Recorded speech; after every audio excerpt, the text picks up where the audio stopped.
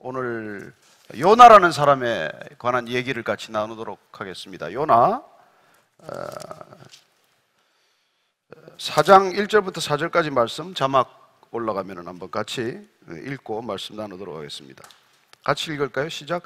요나가 매우 싫어하고 성내며 여호와께 기도하여 이르되 여호와여 내가 고국에 있을 때 이러하겠다고 말씀하지 아니하였나이까? 그러므로 내가 빨리 다시스로 도망하였사오니 주께서는 은혜로우시며 자비로우시며 노하기를 더디하시며 인애가 크시사 뜻을 돌이켜 재앙을 내리지 아니하시는 줄 하나님이신 줄 내가 알았음이니이다. 여호와여 원하건대 이제 내 생명을 거두어 가소서. 사는 것보다 죽는 것이 내게 나음이니이다 하니 여호와께서 이르시되 내가 성내는 것이 옳으냐 하시니라. 아멘. 하나님 아버지, 그렇습니다. 분노할 수밖에 없는 상황이라고 나는 스스로 합리화하지만 하나님께서 물으십니다. 내가 분노하는 것이 합당한 일이냐? 그럴 때 주님 앞에 정직히 대답할 수 있는 우리 모두가 되게 하여 주옵소서. 예수님 이름으로 기도합니다. 아멘. 오늘 이 요나라고 하는 사람은 조금 설명이 필요하지만 아시는 분이야 뭐 워낙 잘 아시겠죠. 성경을 좀 읽으신 분들은 뭐 요나에 관한 얘기를 여러 번 들었을 테고, 어려서부터 또 성경 얘기에 익숙한 분들은 요나 얘기를 모르는 사람은 없습니다. 근데 요나는 하나님께서 부르신 선지자예요. 하나님께서 불렀는데도 불구하고 그는 하나님께 불순종할 만큼, 하나님의 명령을 놓으라고 거절할 만큼 분노가 있었던 사람이에요. 그래서 어떻게 보면 요나의 분노는 성경에서 굉장히 우리들을 향해서 이 깨달음을 주는 그런 분노예요.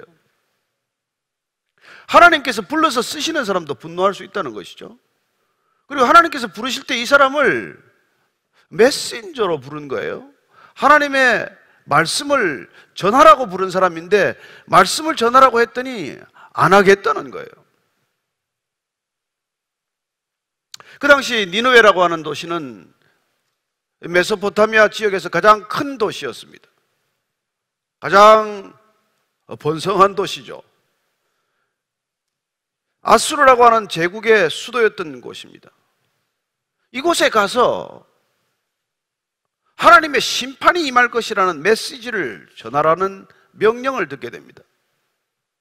하나님께서 불러서 당연히 선지자로 세웠다면 그는 하나님께 두말 없이 복종하고 니느웨로 갔어야 되는데 그는 안 갑니다. 아니, 하나님이 이리 가라고 그러는데 그는 정반대로 가는 것을 봅니다. 동으로 가라는데 서로 가는 것이죠. 그래서 니느웨와는 정반대 방향인 다시스라고 하는 곳, 지금으로 치면은 가장 멀리 있는 곳이에요. 소위 말하는 땅끝과도 같은 곳입니다. 하나님이 가라고 하는 곳에서 가장 먼 곳으로 가는 거예요. 그 다시스로 가기 위해서 그런 요빠라고 하는 항구, 예루살렘에서 요빠로 내려갔는데 요빠 항구에 갔더니 마침 다시스로 가는 배가 기다리고 있는 거예요. 여러분, 하나님의 명령에 불순종하더라도, 하나님의 뜻과는 정반대의 길을 가더라도 길이 열릴 수 있다는 것입니다. 마치 형통한 것 같아. 그러나 여러분, 그 길은, 하나님의 뜻과 정반대로 가는 그 길은 열렸다고 하더라도 그 길은 반드시 고난을 가져올 길이에요. 그래서 그는 그 배를 널쩍 타고 다시스로 출발했는데 문제는 뭘까요? 항해 중에 놀랍게도 그는 물에 빠져 죽는 사고를 겪게 됩니다. 그가 불순종하고 다시스로 가는 배를 탔더니 배가 풍랑 속에 휘말려서 갈 수가 없는 지경이 된 것이죠. 여러분, 하나님의 명령을 받은 사람이, 하나님의 뜻을 아는 사람이 하나님께서 가라고 하는 곳을 안 가면 그만 고생하는 게 아니에요. 여러 사람 고생합니다. 우리가 요나 얘기를 통해서 알게 되는 것은, 하나님께서 여러분을 불렀다면, 이 자리에 부르셨다면, 택하셨다면, 여러분들이 하나님의 백성으로 이렇게 하나님께서 도장을 찍은 분이라면 여러분들이 하나님의 뜻을 어기면 어길수록 여러분만 고생하는 게 아니라 주위에 여러 사람이 함께 고생한다는 것입니다. 이게 여러분 심각한 문제예요. 만약에 이 땅에 한국의 교회가 하나님의 뜻을 어긋나서 하나님의 뜻과는 상관없는 그런 교회를 우리가 추구해 간다면은 교회 때문에 여러 사람이 피해를 입을 뿐만 아니라 어쩌면 이 민족이 화를 당할 수 있다는 거예요. 그래서 우리는 이 믿음을 가진다는 게 조심스러운 일입니다. 하나님의 뜻을 안다는 게 아주 조심스러운 위험한 일이에요. 뜻을 알면서도 그 뜻을 따라가지 않고 그 뜻을 꺾고 그 뜻을 저버리고 그 뜻을 반대해서 내가 내 뜻대로 내 마음대로 갈 경우에는 나만 고생하는 게 아니라는 이게 중요한 일 아니겠어요? 마치 뭐 가장이 잘못하면 가정 전체가 어려움을 겪고 사장이 하나 잘못 판단하면은 회사 전체가 어려움을 겪는 거나 사실 뭐 크게 다르지 않아요. 나라의 지도자가 잘못 판단하면 한 나라가 전쟁을 겪을 수도 있고 망할 수도 있는 것 아닙니까? 뭐 그렇다면 꼭 하나님의 백성에만 해당하는 일이겠어요? 그러나 어쨌건 하나님께서 분명히 이런 메시지를 전하라고 명령하셨음에도 불구하고 그걸 저버리고 간 것이죠. 그래서 배 선원들이 모여서 이게 제비뽑기를 하는 것입니다. 결국 요나가 걸렸어요. 요나가 실토합니다. 나 때문에 이 풍랑을 만났습니다. 그는 알거든요. 어려움을 겪게 될 때 우리는 뭐 때문에 어려움이 왔는지를 알게 되거든요. 아버지가 노름에서 집에 어려움을 겪었다면 노름한 아버지가 왜 모르겠어요? 술 때문에 가정이 어려움을 겪고 있다면 본인의 술 때문이라는 걸 왜 모르겠어요? 알아도 어찌할 수 없는 그런 사람들이 있는 반면에 반드시 하나님의 뜻을 알았다면 순종해야 되는 사람들이 있다는 것이죠. 결국 그는 바다에 내던져집니다. 본인이 자기가 던지라고 말하는 것이죠. 나 때문에 이런 일이 일어났으니 마치 뭐 효녀 심청이가 뛰어내리듯 그렇게 뛰어내리는 것이죠. 근데 하나님께서는 그를 물고기를 준비해서 큰 물고기 속에 사흘간 있게 됩니다. 물고기가 토해냈더니 그는 육지에 와 있어요. 그렇습니다. 그는 자기가 가고 싶은 길을 갔지만 끝내는 하나님께서 돌이켜서 하나님이 원하시는 길로 끌고 가게 되어 있습니다. 우리가 자녀를 포기합니까? 여러분이 사랑하는 자녀라면 어떻게 해서라도 그 자녀를 부모가 꼭 가야 할 길로 인도하는 것이죠. 아무리 대학을 가기 쉽다고 하더라도 어떻게든지 재수를 시키든 삼수를 시키든 학교를 보내기 위해서는 부모가 죽을 힘을 다해서도 그걸 끌어내서 기어이 학교를 입학시키지 않습니까? 모르겠습니다. 뭐 포항 지진 때문에 한 일주일 연기됐다고 그냥 웃고 떠드는 애들이 있을지 모르겠습니다만 그래도 시험은 쳐야 하지 않겠어요?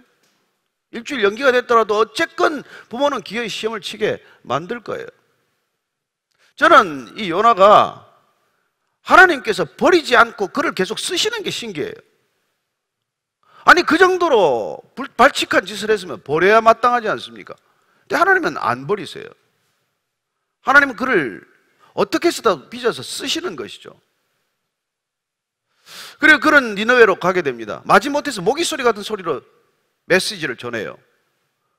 큰 소리로 모든 사람이 들을 수 있도록 선포해야 함에도 불구하고 그는 하나님께서 너희들이 뜻을 돌이키지 않으면 심판에 이를 것이라는 이 메시지, 아주 소중한 메시지, 절대절명의 메시지를 그냥 모기 소리만한 소리로 누가 알아들을까 봐 조심조심 하는 얘기로 전합니다. 그럼에도 불구하고 놀랍게도 니느웨가 하나님께서 돌이키지 않으면, 회개하지 않으면 심판할 거라는 이 메시지를 듣고 전 백성들이 다 회개를 시작하는 거예요.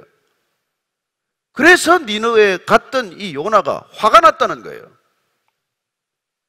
왜요? 하나님의 선하심 때문에 화가 났다는 것입니다. 하나님이 니느웨 백성들도 구원하는 것에 화가 났다는 것입니다. 여러분 이상하지 않아요? 니느웨 12만 백성들이 구원을 받는데 요나는 분노했다는 거예요. 뭐 때문에 분노합니까? 그래서 오늘 이 분노, 요나의 분노를 우리가 깊이 조금씩 들여다보면 우리가 왜 일상 분노하는지를 쉽게 알 수 있다는 것입니다. 첫 번째, 이 요나가 분노한 것은 그의 마음속에 있는 뭐 때문에? 증오심 때문이에요. 니느웨 백성에 대한 분노, 이전에 그는 증오심을 가지고 있는 것이죠. 증오하는 사람들이 내 안에 있을 때는 나는 쉽게 분노합니다. 여러분 우리가 뭐 일본하고 관계가 사실 좋지 않잖아요. 그니 만약에 우리나라에도 누가 일본을 지극히 싫어하는 사람한테 하나님께서 너 일본에 선교사로 가라 그러면 기도하고 또 기도하고 자꾸 이 시간을 이렇게 늦추지 않겠습니까? 어쨌건 그렇게 싫어하는 일본인들을 그토록 싫어한다면 일본에 선교사로 가는 것도 쉽게 선뜻 나설 길이 아니라는 걸 우리가 이해는 할 수 있어요. 그러나 어쨌건 이 요나는 니느웨 사람들에 대한 증오심 때문에 그는 니느웨가 구원받는 것에 대해서도 분노하고 있다는 것입니다. 그래서 우리가 내가 분노가 일어날 때 내 안에 증오심이 없나, 이걸 우리가 확인해야 한다는 뜻이죠. 내가 누구를 미워하기 때문에 분노하지 않나, 내가 누구를 시기하기 때문에 분노하지 않나. 그래서 우리의 분노를 살필 필요가 있다는 것입니다. 내가 분노를 쉽게 하는 사람이라면 쉽게 하면 쉽게 할수록 내 안에 어떤 증오심이 있다는 것, 이걸 우리가 간취해야 한다는 것이죠. 파악해야 한다는 것입니다. 그래요. 그런 합리화할 명분은 있습니다. 아수르 백성들이 어떤 백성들이 얼마나 잔인하고 얼마나 이스라엘 백성들에게 적대적이며 얼마나 이스라엘 백성들에게 괴롭힌 백성들인데 그 사람들 뭐하러 그 사람들이 구원받아 좋아하겠어요? 그럼에도 불구하고 하나님께서는 우리의 증오심을 정당화시키지 않습니다. 내가 누군가를 증오하는 그 마음을 하나님께서 기뻐하지 않습니다. 저와 여러분이 분노를 합리화할 수 있고 정당화할 수 있다고 하더라도 내 안에 있는 증오심이 합당하든 그렇게 합리화할 수 없다는 거예요. 자, 이 요나가 니느웨 백성들을 증오했다는 것 때문에 분노했을 뿐만 아니라 그는 이렇게 말합니다. 기도하여 이르되 여호와께서 내가 고국에 있을 때 이러하겠다고 말씀하지 않았습니까? 그러므로 내가 빨리 다시스로 도망하여 싸우니 주께서는 은혜로우시며 자비로우시며 노하기를 더디하시며 인애가 크시사 뜻을 돌이켜서 재앙을 내리지 아니하시는 하나님이신 줄을 내가 알았습니다. 그는 하나님이 누구신지를 알았음에도 불구하고 내가 내 증오심을 하나님 앞에서 드러내기를 주저하지 않습니다. 이만큼 그는 담대한 것이죠. 하나님이 어떤 분인지를 아는 것이 쉽지 않습니다. 그러나 알매도 불구하고 그는 그 자신을 바꾸지 않고 하나님을 끝까지 대적하는 그런 모습을 보이고 있는 것이죠. 하나님을 몰라서 그렇다면 이해가 되지만 하나님을 아는데도 불구하고 그는 하나님의 뜻을 따르지 않습니다. 그 때문에 오는 분노가 있다는 거예요. 그런 분노를 끊임없이 합리화하는 것을 보게 됩니다. 3절을 보면 이렇게 되어 있어요. 여호와여 원하건대 이제 내 생명을 거두어 가소서. 사는 것보다 죽는 것이 내게 낫습니다. 쉽게 분노하는 사람의 두 번째 가장 큰 문제는 뭐냐면 그가 말이죠, 극단적인 생각을 하고 있다는 거예요. 사고방식이 극단적이라는 것입니다. 막 벼락같이 화를 내는 사람들이 있어요. 또 걸핏하면 화를 내는 사람이 있습니다. 이 화를 내는 사람들의 특징은 이런 극단적인 생각을 하고 있다는 거예요. 니느웨 백성들이 사는 것보다 내가 죽는 게 낫습니다. 하나님한테 지금 종주먹을 들이대는데 양자택일하라는 거예요. 니느웨 백성을 살리든지 나를 살리든지 둘 중에 하나 하라는 거예요. 이런 사람들, 이런 분노는 되게 뭐 아니면 도식이죠. 그렇습니다. 나를 살리려면 저를 죽이든지 저 사람 살리려면 나를 죽이세요. 이런 극단적인 선택을 하나님께까지 요구하는 것이죠. 그래서 이 극단적인 사고방식이 늘 익숙한 사람은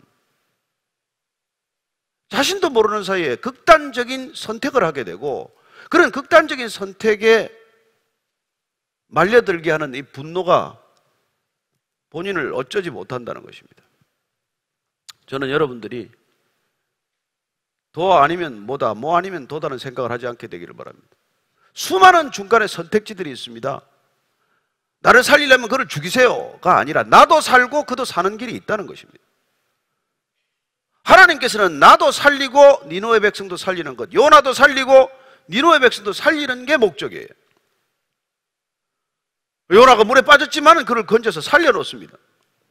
그리고 요나를 살려서 다시 니느웨 백성들을 살리는 것을 하나님께서는 기뻐하십니다. 근데 우리는 그런 하나님을 기뻐하지 않는 거예요. 한국을 축복하시려면 일본을 저주하든지, 일본을 축복하려면 한국을 저주하든지 양자택일하세요. 이런 선택을 들이댄다면 우리는 늘 분노하는 상황 속에 내가 항상 처해 있다는 것을 우리가 쉽게 잊어버리는 것이죠. 분노의 특징은 그런 극단적인 선택을 즐겨한다는 것입니다. 왜 그냥 기름을 몸에 붓고 그냥 분신 자살을 하겠어요?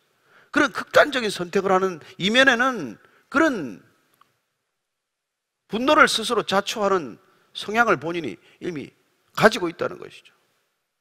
저는 여러분들이 너무 극단적인 사고방식에 젖지 않게 되기를 바라고, 극단적인 선택을 하지 않게 되기를 바라고, 그리고 중간 어딘가에도 선택지가 있다는 것을 늘 염두에 둘 수 있게 되기를 바랍니다.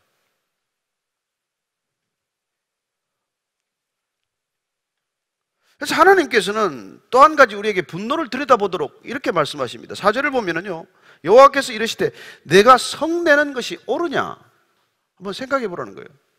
너는 왜 내가 성내는 것을 늘 합당하다고 생각을 하냐? 너는 왜 늘, 요새 하는 말로 하면 뭐죠? 그게 그 내로남불이라 그러나? 그렇게 지금 물어보는 거예요. 너는 왜 항상 내로남불이냐? 왜 너는 항상 네가 하면 로맨스고 남이 하면 불륜이냐? 왜 그런 생각을 하는데 넌 너를 왜 안 들여다보니? 이렇게 얘기하시는 것이죠. 내가 분노 내는 게, 화를 내는 게 그게 옳은지 안 옳은지 보라는 거예요. 그렇습니다. 우리가 하나님을 믿지 않는 사람들도, 분노하지 않는 사람들은 늘 역지사지하는 사람들이에요.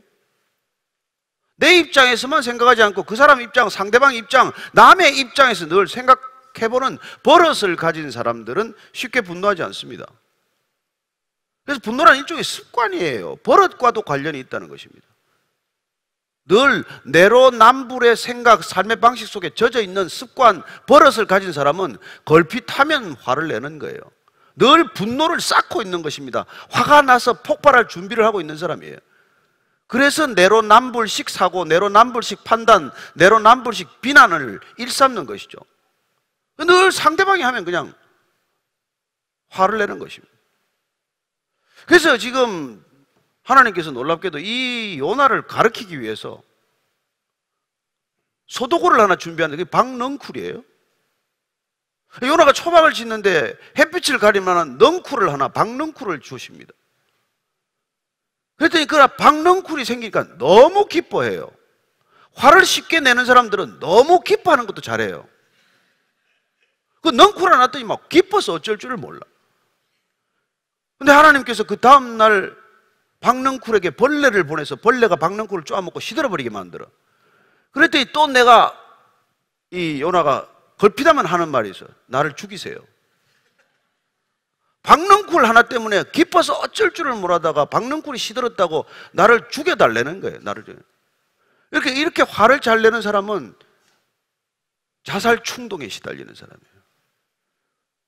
분노의 출구를 잘 못 찾으면 그는 그 분노가 나를 향하게 돼 있어요. 여러분, 자살 충동의 또 다른 표현이 자가 면역 시스템 붕괴예요. 요나 얘기가 끝에 이 사장으로 끝나서 그렇지 나중에 보면 이 사람 이렇게 병 걸려 죽었을 것 같아. 안 고쳤다면. 늘 화가 나 있으니까.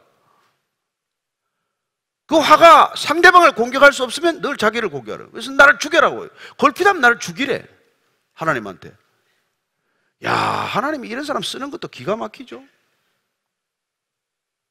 그래서 지금 레슨을 가르치는 거예요. 너 그러면 박넝쿨 하나 지금 놨다가 지금 시들어도 네가 그렇게 네 생명을 죽이라고 할 만큼 박넝쿨을 네가 아낀다면 그럼 한번 분별을 해보라는 거예요.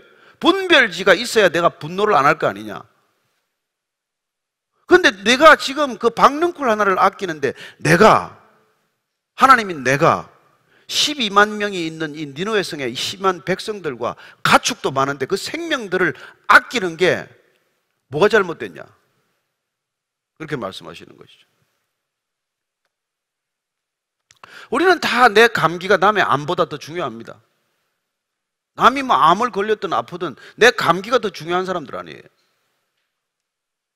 그러나 적어도 우리가 하나님을 믿는 사람들, 하나님께서 택하심을 받고 부르심을 받은 사람들은 그 자기 중심성에서 벗어나지 않으면 우리는 하나님의 마음을 알 수도 없고 하나님의 일을 감당할 수도 없는 사람들이 되는 거예요.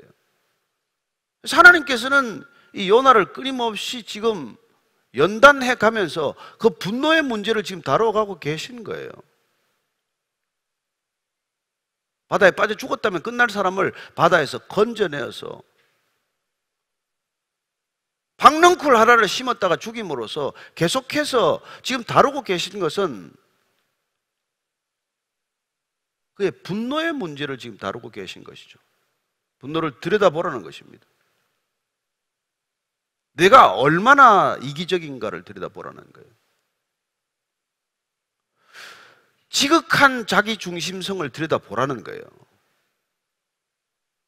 그래서 분노를 폭발시키고 있는 이 증오심, 이 이기심, 이 시기심, 이 문제들이 해결되지 않기 때문에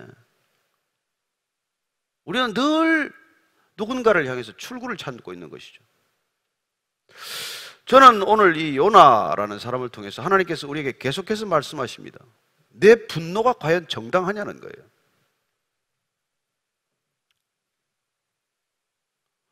우리는 분노하고 있는 이 모든 것을 너무나 쉽게 합리화할 수 있는 사람들이지만, 그러나 그 분노의 뿌리를 들여다보면 네가 해결하지 못하는 그런 증오심을 네가 해결하지 못한다면 분노에서 벗어나지 못할 것이라는 것을 말씀해 주시고, 내가 가지고 있는 그 지극한 이기심, 빗나간 계산법, 박넝쿨 하나가 12만 명보다 더 소중하다고 생각하는 그런 어처구니 없는 계산법을 가지고 내가 살아간다면 너는 분노의 악순환에서 벗어나지 못할 것이라고 말씀해 주고 계신 것이죠. 사도 바울은 이렇게 말합니다. 그리스도인이란 어떤 존재냐? 우리가 정말 하나님을 믿는 사람들이란 어떻게 계산하고 어떻게 살아가는 삶의 방식을, 우리가 그 분노의 문제를 어떻게 해결하고 살아가는 사람인지를 이렇게 말해주고 계십니다. 로마서 12장 14절 이하를 제가 쭉 읽어드리겠습니다. 그리스도인의 삶에 관한 문제예요. 분노가 해결된 사람들의 삶이죠. 너희를 박해하는 자를 축복하라. 축복하고 저주하지 말라. 즐거워하는 자들과 함께 즐거워하고 우는 자들과 함께 울라. 서로 마음을 같이하며 높은 데 마음을 두지 말고 도리어 낮은 데 처하며 스스로 지혜 있는 채 하지 말라. 아무에게도 악을 악으로 갚지 말고 모든 사람 앞에서 선한 일을 도모하라. 할 수 있거든 너희로서는 모든 사람과 더불어 화목하라. 내 사랑하는 자들아, 너희가 친히 원수를 갚지 말고 하나님의 진노하심에 맡기라. 기록되었을 때 원수 갚는 것이 내게 있으니 내가 갚으리라고 주께서 말씀하시느니라. 내 원수가 줄이거든 먹이고 목마르거든 마시게 하라. 그리함으로 내가 숯불을 그 머리에 쌓아놓으리라. 악에게 지지 말고 선으로 악을 이기라. 중요한 것은 이것입니다. 원수 갚는 것, 네가 진노해서 원수를 갚을 수도 없지만 내가 진노하는 그 원수는 내게 맡기라는 거예요. 그리고 너는 선으로 악을 이기라고 말합니다. 그래서 원수라고 할지라도 목마르거든 물을 마시게 하고 배고프거든 배부르게 하라는 거예요. 그래서 머리에다가 숯불을 쌓아 놓으라는 것입니다. 야, 머리에 숯불 쌓으면 다 타고 좋겠네 가 아니고, 그 당시에는 집에 불을 꺼뜨리면 큰일 나요. 아침에 빵을 못 굽잖아요. 그러니까 숯불이 꺼지면은 이웃에 가서 숯불을 빌려와야 돼. 근데 그 집에도 숯불이 약하면 빌려주면 안 되잖아요. 그렇기 때문에 숯불을 빌렸으면 되게 머리에 이고 가는데, 남이 어려운 지경에 있거든 그 어려움을 그냥 버려두지 말라는 거예요. 그런 삶의 방식을 날마다 훈련하고 연습하고 선택함으로써 우리는 분노의 삶의 악순환으로 들어가지 말라는 거예요. 저는 이 시대가 이 안타깝게도 분노의 악순환에 지금 들어가 있습니다. 정말 이 악순환에서 벗어나기가 불가능한 것처럼 보여요. 다들 지금 증오심에 가득 차 있습니다. 갖지 못한 자는 가진 자에 대한 증오심, 권력을 쥔 자들은 권력을 놓친 사람들에 대한 증오심, 또 권력을 빼앗긴 자는 권력을 빼앗아간 자들에 대한 증오심, 이런 증오심에 불타고 있는 것이죠. 그리고 어떤 사상과 특정한 이념들은 증오심을 끊임없이 불태웁니다. 증오심을 먹고 살아가는 이념과 체계가 있어요. 이런 시대에 우리는 과연 어떻게 이 증오심의 악순환 고리를 끊어야 하느냐는 것입니다. 그게 주님이 저와 여러분을 부르신 이유예요. 이 증오의 악순환, 분노심의 악순환, 이 악순환의 고리를 끊기 위해서 그분은 십자가를 지셨고, 그리고 우리를 십자가 아래로 부르는 것입니다. 그리고 예수를 믿는다는 사람들에게 한 가지 부탁하십니다. 날마다 십자가를 지고 나를 쫓으라고 말씀하십니다. 십자가를 지는 순간 우리는 모든 증오심, 자기중심성, 이기심, 그걸 못 박는 거예요. 그때 우리는 이 분노에 가득 찬 세상을 다시 터닝 포인트로 이끌어가는 중요한 출발점을 우리가 가져온다는 것이죠. 달리 무슨 길이 있습니까? 이 거대한 이 폭포수와 같은 분노의 흐름을 어떻게 하겠어요? 무슨 다른 방법이 있습니까? 달리 무슨 길이 있을까요? 저는 하나님께서 끝까지 요나를 붙들어서 니느웨로 보내시는 그 놀라운 하나님의 집요함, 그 하나님의 그 결단, 의지, 그 의지가 있는 한 우리는 분노에 사로잡혀서 인류가 끝마치지 않을 거라고 믿습니다. 저와 여러분들이 이렇게 예배를 드리는 이유, 우리가 오늘 이 자리에 와서 감사의 노래를 드리는 이유, 그리고 밖으로 나가서 다시 한 주간 동안 우리를 부당히 대접하는, 우리를 분노케 하는 그 수많은 상황과 맞닥뜨려도 우리가 분노에 지지 않고 하나님의 선하심을 흘려보낼 수 있는 그릇으로 우리를 택하셨기 때문에 저와 여러분은 어쩔 수 없이 그런 삶을 살게 된다는 것입니다. 그게 싫어서 우리가 다시스로 가더라도 우리는 끌려올 거예요. 그게 싫어서 니느웨를 안 가겠다고 발버둥 쳐도 우리는 니느웨로 보내게 될 것입니다. 저도 한때 사표를 써서 하루에 10번씩 그걸 집어 던지려고 생각했지만 하나님께서 거기 두시면 25년을 거기 있게 되더라고요.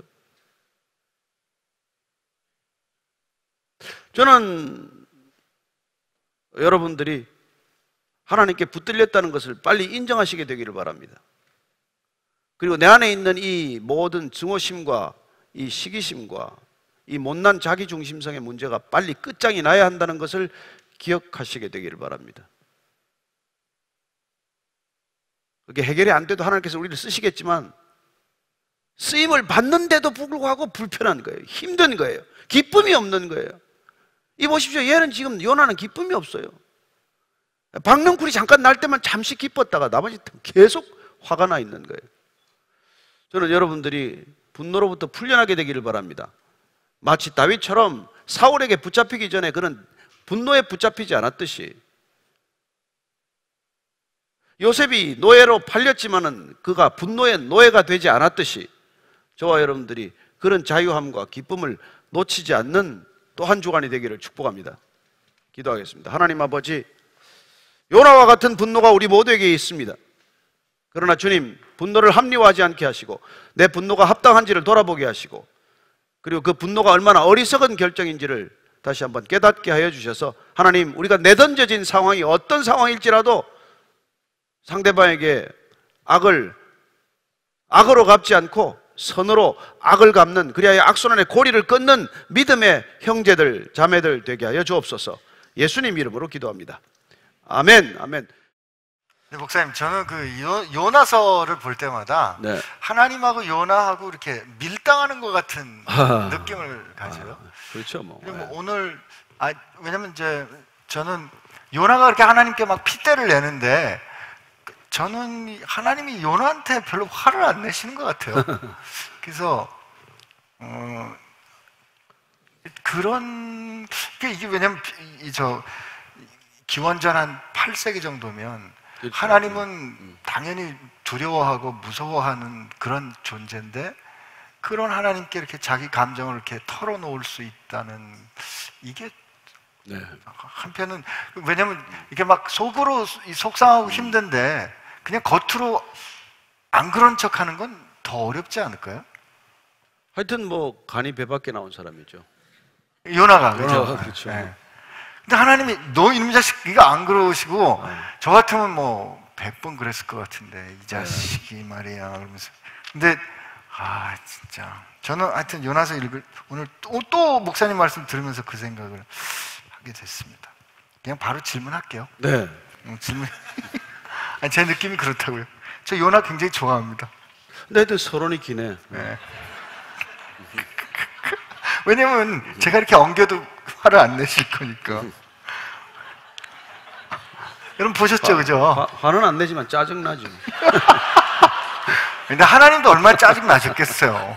근데 그냥 박넝쿨로 또 이렇게 가르쳐 주시면서 그 박넝쿨 죽었다고 죽어 그러고. 제 질문하겠습니다. 오늘은 잘 들리시죠? 가봐야 돼요. 중간에 어떻게 되는지. 짜증내지 마시고요.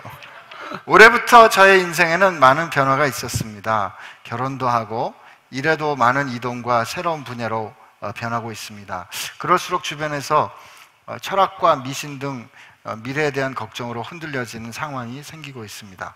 솔직히 미래가 궁금하고 잘 되고 싶지만 이럴 땐 어떤 믿음과 기도를 해야 하나요? 유유. 아직도 기도의 이유와 기도의 방법을 잘 모르겠습니다. 참고로 올해 세례를 계획 중인 초신자입니다. 그렇군요. 네. 네. 뭐 왜 기도하는가는 책을 하나 사보면 답이 될 참고로 것이... 조정민 목사님께서 쓰셨습니다. 저는 미래에 대한 두려움이 누구나 있죠. 그런데 우리가 믿음이 점점 자란다는 것은 미래에 대한 두려움에서 벗어나는 지름길이라고 저는 믿습니다. 우리가 믿음이 차오를수록 두려움에서 자유로워지는 거 아닙니까? 그래서 우리가 결혼할 때 상대방을 믿으면, 배우자를 믿으면 믿을수록 미래에 대한 두려움이 사실 없는 거 아니에요. 근데 이제 의심이 들기 시작하면 미래가 점점 불투명해지고 점점 어려워지는 것이죠. 저는 바른 믿음이란 정말 두려움을 이기는 가장 건강한 처방이라고 생각을 하지만 이분이 어떻게 믿어야 할지를 지금 모르는 것이죠. 그래서 그 믿음을 갖는 재료가 하나님의 말씀을 계속 읽는 것이죠. 계속 얘기를 듣는 거예요. 아이들이 자장가 듣고 사실은 뭐 잘 안 들어도 잘 자지 않습니까? 성경 읽다가 졸리더라도 계속 읽어야 돼요. 성경을 일단은 잘 읽어야 된다. 예. 저는 그거밖에 답이 없다고 믿습니다. 그래서 그 많은 생각들, 세상이 주는 가치관, 인생관, 세계관으로부터 풀려나지 않으면 우리가 자유롭지 못합니다. 두려움에서 못 벗어납니다. 여러분, 세상은 얼마나 우리를 두렵게 하는지 몰라요. 세상의 모든 정보는 우리를 두렵게 합니다. 지금 인공지능 때문에 우리는 점점 두려움을 현실적으로 느끼지 않습니까? 그래서 우리가 두려움을 우리에게 주는 1차적인 정보에 먼저 우리를 오픈할 거냐, 아니면 우리에게 믿음을 주는 정보에 1차적으로 우리를 먼저 오픈할 거냐, 이게 굉장히 중요합니다. 여러분들은 안심하는 말을 들어야 돼요. 성경은 마지막까지 안심하는 말로 가득 차 있습니다. 왜냐하면 우리의 사후 대책까지 세워놓은 책이니까. 그래서 여러분, 죽음 이유를 아는데 뭐가 걱정이겠어요? 그래서 저는 궁극적으로 성경 안에서만 진정한 믿음이 있다고 믿는 사람이죠. 아멘. 참고로 올해 세례를 계획 중인 초신자인데 올해 세례면 한 번밖에 안 남았네요. 12월 25일입니다. 12월 25일입니다. 네, 기억하세요. 네, 기억하시고. 네. 성탄절에. 네. 우선 저 목사님 말씀에 저도 이렇게 조금 더하면 세례 받는 거는 예수님하고 확실하게 이 매듭을 짓는 거거든요. 예수님하고 확실히 매듭이 젖을 때 인생이 흔들리지 않는, 그게 지금 맞아요. 저는 뭐 세례라는 게 저는 그런 단어가 생각이 나더라고요. 위대한 체념. 세례를 받는다는 건 인생에서 가장 위대한 체념이에요. 좀 설명이 있어요. 결혼할 때 다른 모든 여자를 체념하잖아요. 그렇죠. 네. 그야말로 아름다운 체념. 그런 뜻에서. 그런 뜻에서. 35억의 여자들로부터 자유로워지는. 그렇죠. 세례를 받겠다는 것은 그 모든 것을 제가 체념하겠다는 결정이에요. 나를 욕망으로 이끄는 모든 것들을 내가 체념하겠습니다. 그래서 우리는 상대적인 그런 평안이 아니라 절대적인 샬롬을 경험하는 것입니다. 정말 믿음이야말로 가장 위대한 체념이라고 저는 생각합니다. 잘못 생각하면 그냥 믿음을 가지고 계속 내 욕망을 추구하는 수단으로 자칫 잘못 생각하는 것이죠. 예, 그 사이에 또 질문이 몇 가지 왔습니다. 오늘은 질문이 꽤 많이 왔는데요. 짧은 건 순서대로. 짧은 순서대로 할까요? 예. 지난번에 이 질문 안 했더니 막 뭐라고 예, 비난을 받았는데 왜 질문에 답을 안 해주냐. 너무 분노하지 마세요. 또 끝나고 났으면 거기 페이스북에라도 답을 달아줘야지. 네. 왜 그러냐 그랬는데 제가 답을 달 시간이 없어서 제가 못 봤는데 목사님 오늘 빨리빨리 해서 단답으로 네네 알겠습니다. 네. 상사와의 문제로 사직을 했습니다. 그런 과정에서 상사로부터 언어 신체 폭력을 당했습니다. 다행히 이미 좋은 회사로 이직 결정이 되긴 했지만 인권위나 경찰서에 신고를 해야 할지 고민을 하고 있습니다. 인권위에 신고하지 말고 그냥 하나님께서 알아서 벌 주실 거라고 믿고 놔두는 것이 좋을까요? 그냥 놔두는 것은 정의가 아닌 것 같아서 고민입니다. 이미 맞았다며 맞은 걸로 끝나지 않았어요? 그죠? 그래도 맞았는데 인권위에 고발할 거냐 말 거냐 그건 자기 믿은 만큼 해야 돼요. 나중에 이렇게 좋은 믿음인 척하고 인권위에 고발 안 했다가 평생 후회하려면 지금 하는 게 낫죠. 해야 돼요. 왜냐하면 자기 믿음 이상의 일 내지는 믿음을 포장한 일 때문에 늘 신앙이 이렇게 오르락내리락 하는 거예요. 크리스찬들끼리도 마찬가지 아닙니까? 싸울 일이 있으면 싸우는 것이죠. 안 싸우고 피하다가 싸움이 깊어지고 골이 깊어지는 것 아닙니까? 차라리 싸우면 회복될 수 있는 기회가 있는데 안 싸우기 때문에 회복도 안 되는 일이 얼마나 많아요. 자기 감정에 너무 솔직지 않은 것 때문이죠. 근데 하나님이 지금 요나에 대해서 화를 안 낸 이유는 요나가 너무 정직하니까 오히려 더 화를 안 내는 것이죠. 목사님 이런 경우에 그 상사한테 가서 그렇게 한 건 잘못한 겁니다 이렇게 말하면 얘기해야죠. 또 맞을까? 또 맞으면 그건 진짜 고발해야죠. 근데 저는 그 부당한 걸 얘기할 때 꼭 찾아가서 한 번씩 얘기를 해야 돼요. 그 사람이 모를 수도 있습니다. 관행적으로 그럴 수가 있거든요. 근데 기도하고 딱 담대하게 기도하고 가서 문 딱 걸어 잠그고 한번 해야 되는 거죠. 문은 열어놓고 안 되는데 걸어 잠그고 문 걸어 잠그고 한번 얘기해야 돼요. 근데 저는 그런 일이 한 번 있는데 그랬더니 정말 관계가 좋아졌어요. 정말 당신 때문에 이런 사표 낼 일을 수없이 생각했는데 정말 한 번 더 그러면은 진짜 우리는 끝까지 간다. 그러니까 서로 여기서 좀 멈추자. 그 얘기를 알아듣더라고요. 그래서 저는 그러니까 목사님 그 말씀은 그 사람이 혹시 자기가 잘못하는 걸 모를 수도 있다는 거예요. 보통 그렇게 분노하는 사람들은 자기의 무슨 문제가 있는지 잘 몰라요. 모르는 거죠. 그래서 지금 요나도 계속 분노하는 것 아닙니까? 하나님이 깨닫게 해주셨죠. 근데 우리가 하나님 대신 역할을 해야 되는 것이죠. 너 박능쿨 사건 내가 얘기해 줄게. 이러든지. 오늘 그러니까 사실 우리 상사하고의 관계에서 상사에게 직접 해야 될 말을 사실 인권위에게 하겠다는 거잖아요. 근데 이게 정말 저 사람에게도 필요한 거라 그러면 그 사람에게 이거는 잘못된 겁니다라고 말하는 게 용기 같아요. 근데 그게 이런 경우가 있어요. 이렇게 같은 크리스찬 상사일 수가 있어요. 이럴 때는 이제 성경적으로 이걸 세상 문제에 가져가야 되냐? 이럴 때는 진짜 기도가 필요한 거죠. 정말 금식 기도해야 됩니다. 저는 그렇게 금식 기도해서 결론 본 사람을 몇 사람 알고 있는데 하나님께서 정말 일하시는 걸 본인이 직접 경험해야 돼요. 네. 이 질문이 또 좀 간절한 질문이라 제가 이런 분들도 계실 것 같아요. 저희 가족 중에 하나님을 믿는 사람은 저뿐이라 혼자 교회를 다니는 26살 청년입니다. 언젠간 부모님과 제 주변 지인들을 꼭 하나님을 만나게 하리라 마음으로 열심히 다니고 있습니다. 그렇지만 정작 전도에 대해서는 어떻게 다가가야 할지 어렵기만 합니다. 그런데 요즘 할아버지께서 치매로 몸과 육신이 많이 약해지셨습니다. 너무 정직하고 한평생 남에게 베푸시며 살아오셨는데 단 한 가지 하나님을 모르십니다. 꼭 할아버지께서 돌아가시기 전에 하나님을 만나 뵙고 그분의 품에 돌아가시길 바라는 마음과 걱정이 가득합니다. 저 혼자 어떻게 전도해 드려야 될지 막막해 글을 올립니다. 감사합니다. 끝나고 좀 봐야 되겠네. 빨리 서두르는 게 낫죠. 네. 특히 나이 드신 분들은 약간 치매가 더 깊어지기 전에 빨리 결정하도록 돕는 게 그게 저는 순서라고 생각하죠.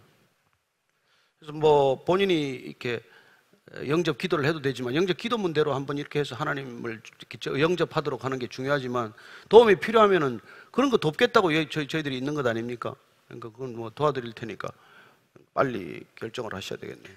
목사님, 언젠가 목사님께서 그런 말씀 해주셨던 것 같은데, 중환자실에서 왜 의식이 없는 사람을 위해서 기도했는데, 그분이 나중에 깨어나고 났을 때 의식을 되찾고 나서 그걸 기억하는 걸 제가 경험했습니다. 그러니까 할아버님이 치매라고 하실지라도 일단 하실 수 있는, 영접할 수 있도록 도와야 되는 것이죠. 늘 그런 간절함이 있어야 돼요. 간절함이, 여러분들 그게 정말 정직함과 간절함, 신실함이 있어야 이게 사건이 일어나는 것이죠.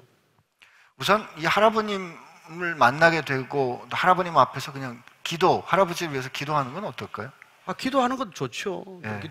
제가 시골에 한번 손녀 딸이 할아버지를 위해서 그렇게 간절하게 해서 한번 제가 내려간 적이 있는데, 할아버지 93세인데 그날 영접하셨어요. 그래서 그 손녀 딸의 그 간절함이 느껴진 것이죠. 그런 것도 있고, 또 따님이 또 초기 치매 환자인데 같이 한번 또 영접한 적이 있습니다. 그래서 저는 근데 보면 손녀가 됐건 딸이 됐건 되게 이런 쪽이에요. 아들들 잘 안 합니다. 아들들, 손자들 잘 안 해요. 못 됐습니다. 네.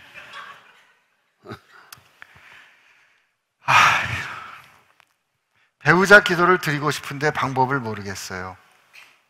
배우자 기도 안 해도 됩니다. 답 끝이죠? 내가 좋은 배우자가 돼 있으면 돼요. 기도 제목 가르쳐 주시면 좋은 배우자를 달라고 할 게 아니라 내가 좋은 배우자가 되게 해주십시오 하면 언젠가 좋은 배우자가 옆에 있어요. 나는 변하지 않고 자꾸 좋은 배우자 달라고 그러는데 하나님이 딱 내 수준에 맞춰서 주실 텐데 뭐. 저는 교제 중인 이성 친구와 집안 환경, 경제적인 환경 등 너무 다른 환경에서 자랐어요. 비교적 저희 집안이 더 경제적으로 유복한 환경이에요. 주변에서는 다들 성격과 환경이 안 맞고 지금처럼 결혼하기 전에도 힘들면 사실 결혼하고도 힘들다고 하고, 또 저 역시 아직 모르는 미래이라 결혼은 현실이라 등등 너무 고민이 많네요. 그려지지 않는 미래가 가장 큰 문제점인 듯해요. 또 이러다가 한편으로는 하나님을 믿는 자인 제가 안 믿는 자인 이성 친구에게 너무 불공평하고 가혹하게 바라는 것 같고, 도대체 결혼이라는 것은 무엇일까요? 감사합니다.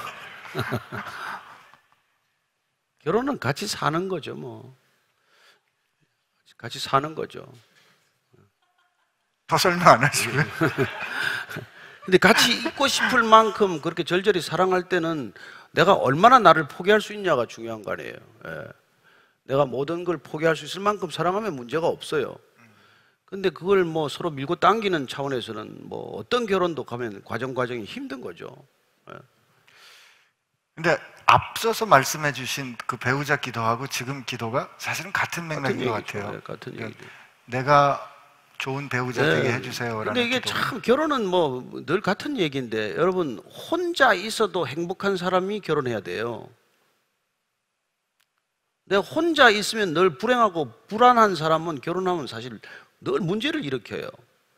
그래서 신앙을 얘기하는 겁니다. 신앙이란 혼자 있을 수 있는 존재가 된다는 거예요. 하나님 앞에 단독자로 설 수 있는 것, 이게 신앙이에요. 그런 사람은 누구하고 있어도 같이 있을 수 있어요. 근데 하나님 앞에 서본 적이 없는 사람, 하나님 앞에 홀로 서 있지를 못하는 사람은 누구와 같이 있어도 불안하고 문제를 일으키는 사람이 되는 것이죠. 그래서 좋은 신앙을 보는 거지, 뭐 큰 교회 다닌다고 좋은 신앙도 아니고 뭐 유명한 교회 다닌다고 좋은 신앙이 아니란 말이죠. 저는 여러분들이 결혼이라는 것이 누군가와 함께 사는 삶이지만 홀로 있을 수 있는 자만이 함께 건강한 삶을 살 수 있다는 것이죠. 그러니까 홀로 있을 수 있다는 것은 하나님과의 관계가 든든하다는 든든한 사람이. 네. 네. 그래서 좋은 배우자가 되는 게 왜 중요하냐면 내가 하나님 앞에 홀로 있을 수 있는 사람이 되는 것, 그런 바른 신앙을 가지는 것, 그게 있으면 좀 부족한 사람이 와도 괜찮고 뭐 턱없이 부족한 사람이 와도 살아낼 수 있단 말이에요. 내 안에 늘 여분의 기름, 잉여의 에너지가 있기 때문에 그 사람은 누군가를 믿음으로 인도할 수 있는 사람이 되는 것이죠. 근데 그게 부족하면 믿는 사람끼리 만나도 그게 잘 안 돼요. 답이 됐기를 바랍니다. 저는 많이 공감이 되는 말씀인데요. 제가 아까 마지막 질문이라고 했는데 이 질문 안 하면 또 혼날 것 같아서 전지전능하신 하나님이 왜 인간의 자유의지까지는 컨트롤하지 못하시는 걸까요? 처음부터 사탄의 유혹이라든지 아담의 하나님 되기 등 왜 하나님은 이렇게 복잡하게 구원의 여정을 준비하셨을까요? 멍청한 질문이지만 답답하네요.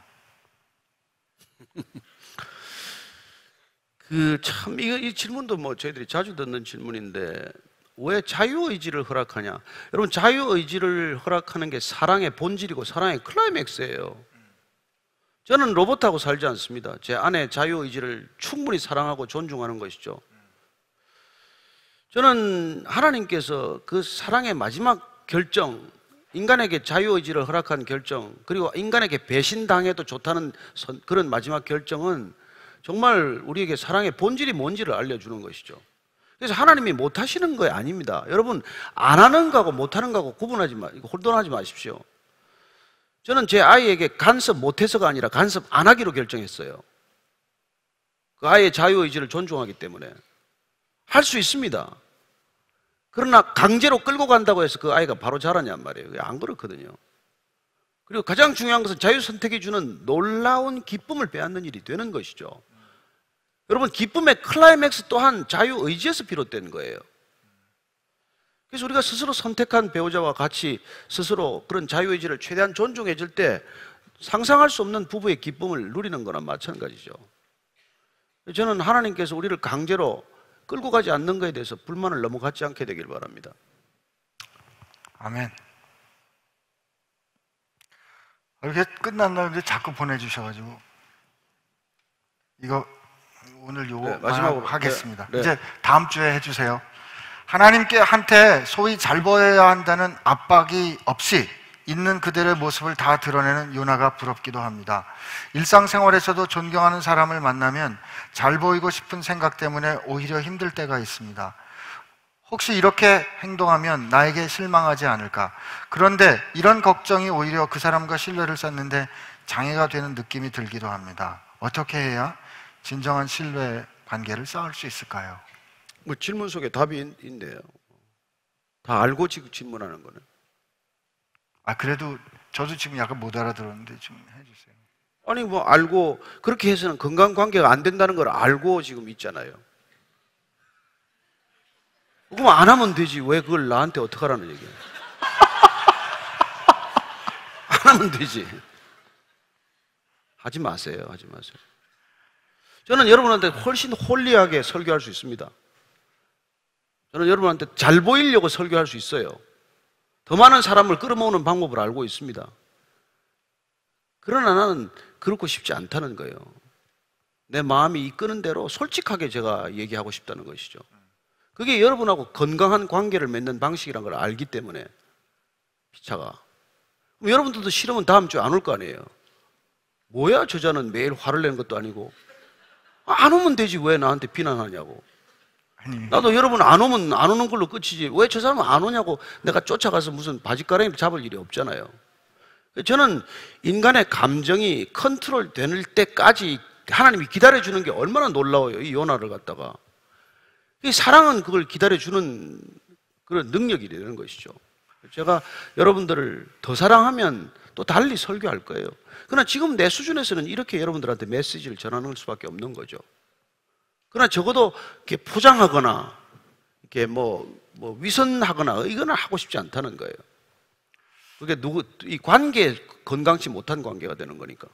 또 한 가지 제가 생각할 때 어려운 문제는 내가 이렇게 얘기하면 저분이 어떻게 반응하실까를 염려하기 시작하면 나는 자유롭게 말 못합니다. 제가 목사님께 이렇게 얘기하면 목사님이 혹시 이거에 대해서 실망하시면 어떡하지? 라고 생각하는 순간 실망하지 않게 하려고 제 진심을 말 못하거든요.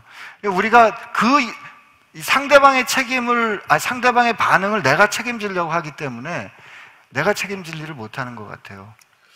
그래서 그 참 사랑이라는 건 양쪽에서 두 가지 다 그런 실수를 안 하는 건데, 이게 뭐랄까, 잘해줘서 내 뜻대로 만들려는 사람이 있고, 그냥 억지로 어거지를 써서 때를 써서 내 마음대로 하려는 사람이 있잖아요. 사랑은 그 두 가지 다를 포기하는 방법이에요. 이 사람한테 계속 잘해줘서 이 사람을 내 뜻대로 이끌고자 하는 그런 충동이나 노력도 하지 않고, 이 사람을 내가 그냥 통제하고 억압하고 컨트롤해서 내 뜻대로 부리고자 하는 노력도 내가 스스로 포기하는 거예요. 그래야 온전한 사랑의 관계가 성립되는 것이죠. 참 그런 면에서 오늘 요나가 적절한 예였던 것 같아요. 예. 하나님께 그냥 정직하게 화내고 정직하게 잘못했다고. 그거 계속 쓰잖아요. 자오제 끝까지. 예. 끝까지 쓰잖아요. 다윗도 그런 솔직함이 있었고 다 그렇습니다. 믿음의 사람이라는 게, 믿음이라는 게 결국 그만큼 솔직해도 우리 관계가 변함이 없다, 흔들리지 않는다, 이게 믿음의 실체거든요. 저는 여러분들이 하나님을 믿는 게 얼마나 큰 능력인지를 경험할 수 있게 되기를 바랍니다. 아멘. 그게 사람을 두려워하지 않는 능력이고, 사람을 두려워하지 않기 때문에 사람과 건강한 관계를 맺을 수 있는 능력이고, 건강한 관계를 맺을 때 우리는 비로소 그 관계 속에서 하나님의 나라를 경험하기 시작하는 것이죠. 맞습니까? 아멘. 아멘. 네. 정리할까요? 아무도 아멘 안 하네. 기도할까요? 예, 기도하고 마치시죠. 네. 한 주간 잘 보내십시오. 네. 참. 그렇죠. 다음 주에도 동행을 하는 거죠. 다음 주 동행은 하는데 장소는 2층으로 올라갑니다. 다음 주는 여기서 예배드리지 않고 2층으로 가는데 좀 좁아서 아마 일찍 오셔야 될걸요.